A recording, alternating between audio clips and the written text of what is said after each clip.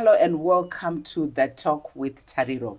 Today on the program, we are looking at one issue that has become an issue of major concern, not just in Zimbabwe, but globally. Statistics are showing that cancer has become almost one of the leading causes of death, not just in Zimbabwe, but all over the world, with 2015 showing that figures were as high as 8.8 million people dying from cancer. That is worrying indeed. And this is what was coming at 2015. I'm sure the figures by now, if we are to be getting the latest, they could be much, much higher. We need to address that issue. We have tackled it briefly here on the talk, but mainly focusing on breast cancer. But today we want to look at cancer as a disease. Some call it a lifestyle disease. We are going to be highlighting and clarifying all that. Who best to do that for us on the program but Dr. Anna Mary Nyakabau. She is an oncologist. I hope I got that right, yes, Doctor, those terminologies. Besides being an oncologist, she's also a founder of Cancer Save Trust, where she is the board chairperson. We are going to be unpacking all that on the program. Doc, like what I have said, when we are looking at cancer, it's almost like an outbreak. You know how cholera just comes as an outbreak, and we're looking at cancer now. I know every other week you hear somebody has been diagnosed. Next thing you're hearing, that person has died. What is happening with us? Thank you very much, Tari. Cancer is a silent tsunami. Mm-hmm. And you know, that's the unfortunate bit in the sense that it doesn't cause as much sensation as the other conditions that you see. Mm-hmm. So the response is usually slow because people rush for things that are sensational. Mm-hmm. And yes, the incidence of cancer is increasing and awareness of cancer is also increasing. And there is really a great need for concerted effort from everyone, for us to be able to tackle this disease so that you don't find ourselves in a situation where we will be regretting as a nation and as a world as a whole. Mm-hmm. What is this disease called cancer? Yeah. I mean, it's not just one disease. It's actually a group of diseases, more than 200 diseases characterized by the disorder in the growth of cells at the level of the cell. Mm-hmm. And the tissues, you know, usually when we talk about tissues, yes, you know, when we take you back to biology, O-level biology, our bodies are made up of cells, just like a house is built from bricks. Yes. And then in the cells, there's genetic material, which is in what you call the nucleus. And that genetic material is responsible for growth. Mm-hmm. So if there's an abnormality in that genetic material, that can lead to cancer, which leads to a disorder in the growth of the cells. Mm-hmm. And normally our cells are growing, yes, and being, the repairing of damage, repairing of tissues, you know, like this is why our hair grows, yes, and it gets cut, and our blood cells grow, they multiply to replace the cells. Mm-hmm. So this disorder or this abnormality, when it happens, it triggers the formation of a cancer, which does not happen overnight. And it's not caused by one problem. Mm-hmm. It's usually a series of problems. You can have genetic material and then maybe environmental factors that lead to that disorder, which then triggers the cancerous formation. Mm-hmm. And cancer is not necessarily just a lump always. It can be something that we don't see. So, and most of the time that the cancer formation is happening happens when we don't see it. And this is what gives rise to a problem. Mm-hmm. For us to be able to see, we need 1 billion cells or at least a gram of tissue for us to be able to see. Mm-hmm. And there are things that we can see with our eyes, but there are things that we can see before, that cannot be seen by our eyes. So sometimes that's why we need X-rays to be able to detect the cancer cells at an earlier stage, or any other method to be able to detect the cancer cells. So when you're saying cancer is just not one disease, you have explained all these what really happens within one's body for it to then eventually be detected. Could you enlighten us when we are looking at the cancers that we have as people globally? What are the different types of cancers that are there? No, thank you very much, Tari. I would like to refer to the cancers that we see commonly Yes. in our country. I mean, the commonest or the most common cancer in females is cancer of the mouth of the womb, or in other words, cervical cancer. And this cancer is caused by a human papilloma virus, which is a virus which is actually common to which is seen commonly, and it can be transmitted sexually. And, fortunately, you can actually vaccinate against this virus. It doesn't mean that when someone has got a virus infection, HPV virus infection, they're automatically going to get cancer. A lot of... Also, just before you even proceed, so cervical cancer, it's only sexually transmitted? No. Or it's just one? I mean, it's one of the modes Okay. Of transmission. Yeah. So, you can get it in many other ways, the HPV virus. Okay. And also, when you have got the HPV virus and HIV, they sort of like collaborate to cause cancer. The suppression of the immune system makes someone more susceptible. That's why actually we recommend that women who have got HIV should be screened more often than women who are HIV negative. But both HIV positive and HIV negative women can get cervical cancer.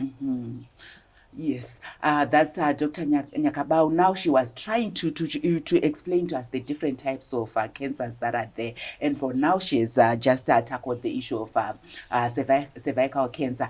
And I know after the break, I would want her to elaborate more, because you heard her, she's saying when somebody is HIV positive, you are more susceptible to cervical cancer. But it doesn't automatically mean that when you've got cervical cancer, you're actually HIV positive. I know in different groups when we're at home, we hear somebody's got cervical cancer because of the stigma that is also attached to HIV. We always conclude, yes, you heard they've got cervical cancer, it means they're HIV positive. We'll continue with Dr. Nyakabau after the break, where she's going to be talking more about the other cancers. And the way I'm seeing this discussion just progressing, we might continue with it again next week. Join us after the break.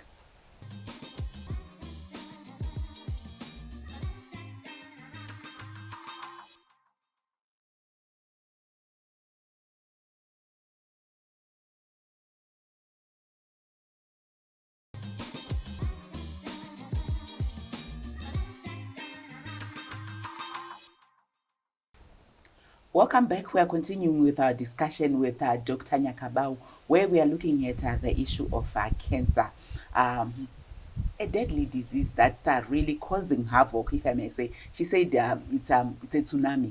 Indeed, it is a tsunami when we're looking at what is happening. Yes, Doc, we were talking about the issue of cervical cancer and who is more susceptible, and just really telling us that as women, we are all prone to it.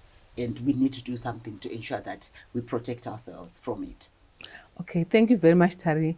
Before I proceed, I would really like to actually talk about the fact that, people perceive cancer as a deadly disease. But if we tackle it and actually we deal with it as we should, cancer should not be deadly. There are lots of people who are living who have been treated for cancer. Many of them, unfortunately, I can't mention them by names because then I'm bound by the confidentiality. Yes. So, I mean, it's not as deadly as people think. Doc, how can you say it's not as deadly as people may think? If you go on social media, Doc, like I said earlier on, you see someone today saying, I've gone to the doctor, I've been to Dr. Nyakabau, I've been diagnosed with cancer. Next week, you are seeing people organizing a fund to have that person start chemotherapy. Before you even, the fundraising is completed, you are hearing the person is gone. So would we say it's not deadly? Thank you, Tari. I think it depends on the type of cancer that has been diagnosed Yes. and how far gone it is. Someone who is diagnosed with cancer at an early stage, for example, the cervical cancer that we've been talking about, Yes. if it is diagnosed at a pre-invasive stage, that is, the cancer is still confined within the confines of the lining of the body, it can be cured. 100% of such cancers are cured. And also, by the way, Tari, cancer is preventable. Cervical cancer is preventable. We have a vaccine which is being given to young girls so that we can protect them from developing cervical cancer, perhaps 10 to 20 years later. So we can prevent people from a young age. Even older people can also be vaccinated. And then we can also prevent cervical cancer by screening using what they call VIAC, or visual inspection using acetic acid. But there are other newer modes of screening for cervical cancer. And when women are actually found to have this pre-invasive cancer, they can be cured. And then women also, when they are diagnosed with early stage cervical cancer, there is stage 1 to stage 4 disease. When we're talking about stage, we're saying what is the extent of the disease. Yes. So stage 1 is disease that is still confined to the cervix. Stage 2 is disease that has gone down maybe to the birth canal, or it has gone down to the sides. And then stage 3 is disease that has extended a bit further. And stage 4 disease is maybe disease that is gone to other organs in the pelvis or far out into the rest of the body. And stage 1, you can cure over 90% of the disease. Whereas even stage 4 disease, you can still cure some. Approximately 10 to 15% can still be cured if they are treated appropriately.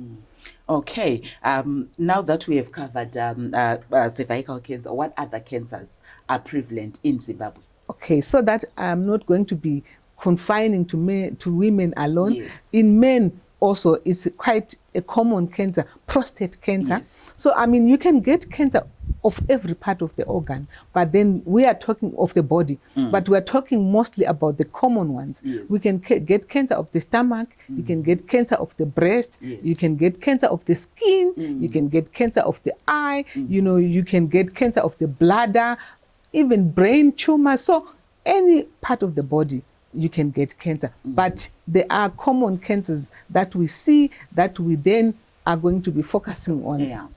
So when you're looking at prostate cancer, I'm sure men who are actually watching the program are listening and saying, can the doctor elaborate more? What do the men need to do? And how can I detect that I'm prone to cancer, prostate cancer as a man? Thank you very much, Tari. Unfortunately, again, a lot of our men are dying from this disease simply because they are presenting with disease that is advanced. And yet, when men are at the age of about around 50, you can actually do a blood test, which is called prostatic specific antigen, which can be able to tell whether there is any indication that someone could be having prostate cancer. So when the PSA is high, then they can actually then go and see the doctor so that they can be referred for tests to just make sure that they have got the disease. By the way, for you to be able to diagnose cancer, you can suspect cancer, but the real diagnosis is when some tissue is taken and then it is examined by a special doctor called a pathologist, who then confirms that there is cancer. And then there are also some other tests that can confirm that there is cancer, but you need that pathological examination. Is the hallmark of cancer diagnosis, a pathology result. So one famous pathologist tells us that no meat, no treat. It means you need a piece of meat for you to make a diagnosis of cancer. And you cannot claim that you're treating someone and curing them of cancer without having confirmed the diagnosis. This is the problem that we have, that people can suspect cancer out there and then they claim that they can cure cancer when it has not been diagnosed. So you cannot claim that you've treated someone when they have not been diagnosed. So for men, it can only be diagnosed through whatever you're talking about. You know, with there are so many myths and misconceptions. I even want to laugh now, because you often hear people talking about men would need to check with their balls to see there is no cancer. The same way that as women we can actually touch our breast and tell that there is a lump, then I should be worried. I should go to Dr. Nyakabao.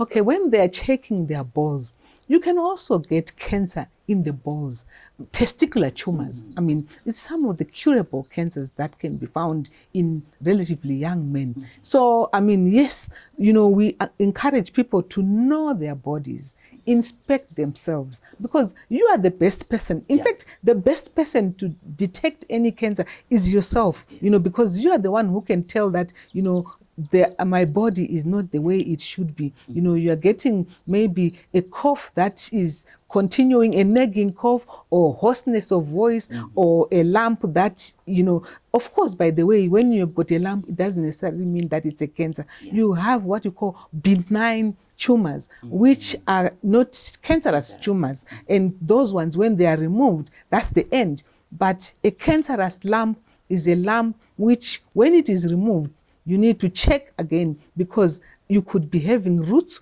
of that cancer going beyond what we see. And this is the reason why when it is removed, you want to make sure that it has been completely removed, or when it has been removed, is there any need for further treatment? And this is one of the reasons why some of our patients, when they come, and then we actually, when we give them, say, chemotherapy, and the tumors shrink, we have a problem in the sense that they think they have been cured.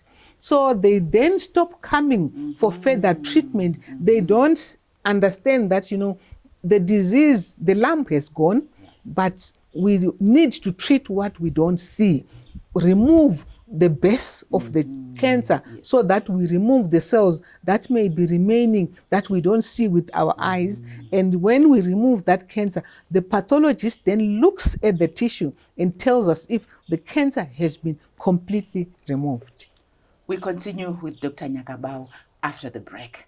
I think I'm going to ask her to limit to just two. There's the lymphoma, whatever, that we have heard that has killed so many people that we know, and the issue of breast cancer as well. Join us after the break.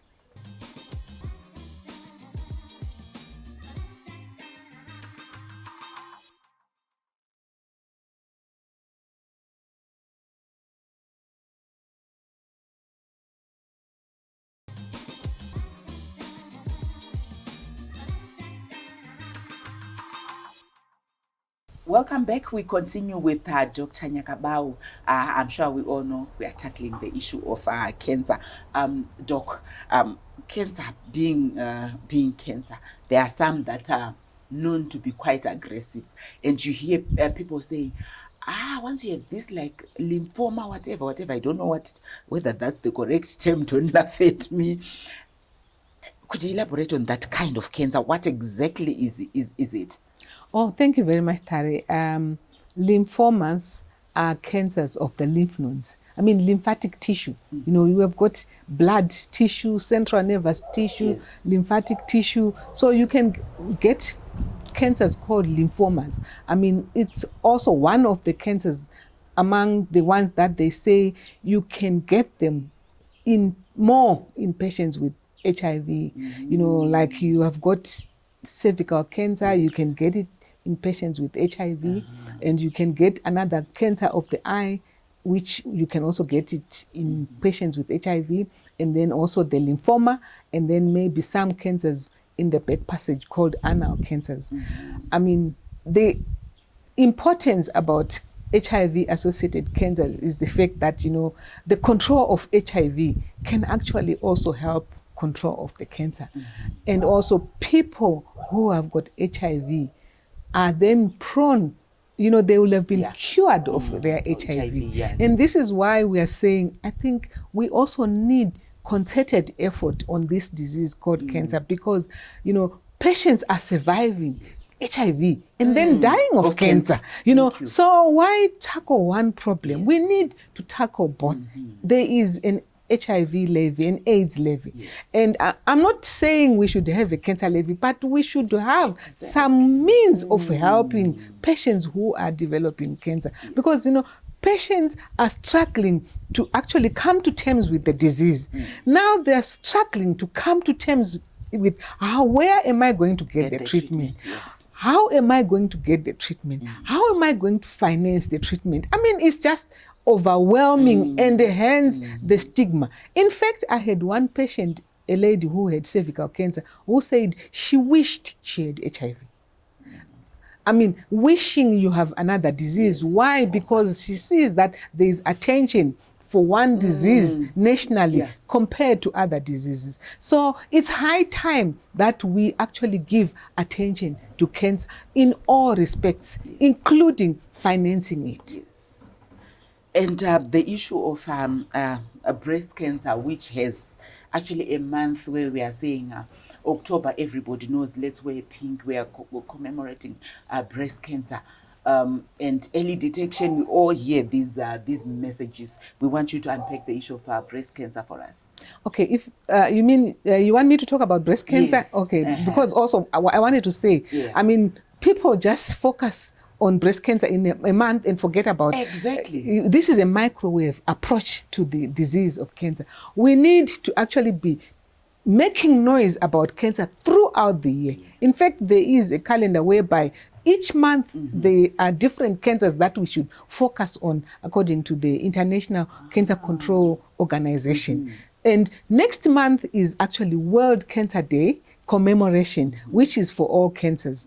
So, I mean, breast cancer awareness is very good that, people, the organizations that are interested in breast cancer make a lot of noise, but we need more people to make noise about other cancers. And the issue of cancer also in children, Doc, you see, and beautiful kids, really you see someone saying, my child has got this type of cancer, my child has this type of cancer. And also it's almost like it has become a tsunami as well, like we have said, in children. And for me, that's also worrying. You talked about there's a vaccine that the children are getting. What would have happened? Could you enlighten us in terms of cancer in children? Okay, if I may clarify, the vaccine is to prevent cancer in adults, the one that I'm talking about. Okay.